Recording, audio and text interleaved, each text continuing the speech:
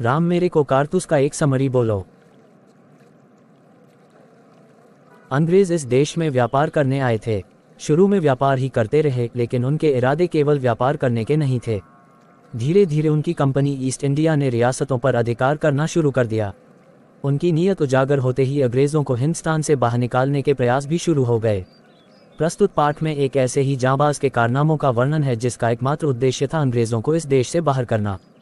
कंचनी इतना निम्र अधिकारियों की नींद हराम कर देने वाला ये दिलौलिये जौबाज शब्द निकला था कि कंपनी की बटालियन के खेमे में ही नहीं पहुंचा, बल्कौली के कनल पर ऐसा रौब जमाया कि उसके मुंह से भी वजीर गोरखपुर के जंगल में एक खेमे के बाहर कनल कॉलेज वलैफ बातें कर रहे हैं। वे इस जंगल में कई हफ्तों से डेरा लगाकर बैठे, लेकिन वजीर अली पकड़ा नहीं गया। सिपाही भी परेशान हो गए हैं। वजीर अली ने सिर्फ 5 महीनों के शासन में ही अवध से अंग्रेज़ खत्म करने में सफलता हासिल की थी। कर्नल को वजीर अली की कहानियां सुनकर रॉबिन हुड के कारनामे याद आ जाते हैं। लेफ्टिनेंट कर्नल से सआदत अली के बारे में पूछते हैं। कर्नल बताते हैं वह आसिफुद्दौला का भाई है। उसे लगा कि नवाब आसिफुद्दौला के कोई संतान नहीं होगी और वह अवध का नवाब बन जाएगा।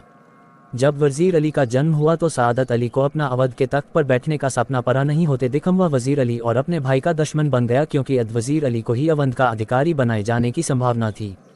अतः सआदत अली को वजीर अली की पैदाइश अपनी मौत लगने लगा। सआदत अली अंग्रेजों का मित्र है। वह एक विलासी एवं डरपोक व्यक्ति है। हमसे सुरक्षित रहने के लिए उसने अपनी आधी दौलत और 10 लाख कब्जे करता है और हम भी रुपये नकद हमें दिए हैं। अब वो भी लेफ्टिनेंट ने कर्नल को बताया कि वजीर अली अफगानिस्तान के बादशाह को भारत पर हमला करने का आमंत्रण दे रहा है। कर्नल ने कहा कि अफगानिस्तान के बादशाह को भारत पर हमला करने का पहला आमंत्रण टीपू सुल्तान ने दिया था। फिर वजीर अली और शमसुद्दौला ने भी उसे दिल्ली बुलवाया। शमसुद्दौला बंगाल के नवाब का रिश्ते का भाई है और बहुत खतरनाक आदमी है। लेफ्टिनेंट ने कहा इसका मतलब यह है कि कंपनी के खिलाफ भारत में एक क्रांति की लहर फैल गई है। कर्नल कहता है यदि ऐसा है तो अंग्रेज़ों को भारत में अपना सब कुछ गंवाना पड़ सकता है। लेफ्टिनेंट ने कहा कि वजीर अली जैसे खतरनाक व्यक्ति को गिरफ्तार करना बहुत जरूरी है। कर्नल ने कहा कि वह फौज के साथ कितने समय से वजीर अली को दूर रहा है, परंतु वह उसे पकड़ नहीं पाया। लेफ्टिनेंट ने पूछा कि अपनी वकील के कत्ल का क्या किस्सा है। कर्नल ने कहा कि वजीर अली को पद से हटाने के बाद उसे बनारस भेज दिया गया तथा उसे 3 लाख रुपया सालाना देने का आश्वासन दिया था, लेकिन कुछ महीने बाद गवर्नर जनरल ने उसे कोलकाता बुलाया था। वजीर अली ने कंपनी के वकील के पास जाकर इसका कारण पूछा। वकील ने उसे बुरा भला कहा तो उसने खंजर से वकील को मार दिया और आजमगढ़ की ओर भाग गया। कर्नल ने बताया कि वजीर अली नेपाल जाना चाहता है, वहां अफगानी आक्रमण की प्रतीक्षा करना चाहता है। वह अपनी ताकत बढ़ाकर अवध पर कब्जा करके अंग्रेज़ों को भारत से बाहर निकालना चाहता है। लेफ्टिनेंट तथा कर्नल बात ही कर रहे थे कि सिपाही बताता है धूल उड़ती दिख रही है।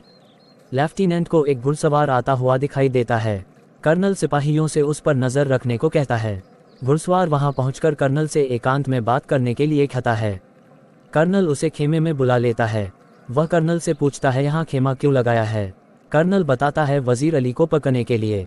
घुड़सवार कहता है वह कि यदि उसे कुछ कारतूस दे दिए जाए तो वह वजीर अली को गिरफ्तार करवा सकता है। कारतूस देने के बाद कर्नल उस व्यक्ति से नाम पूछता है तो वह अपना नाम वजीर अली बताता है और कहता है आपने मुझे कारतूस दिए हैं इसलिए मैं आपको नहीं मार रहा हूँ। वजीर अली के जाने के बाद लेफ्टिनेंट कर्नल के खेमे में आकर उससे घुड़सवार के बारे में पूछता है कि वह कौन था। कर्नल धीरे से कहता है एक जांबाज सिपाही।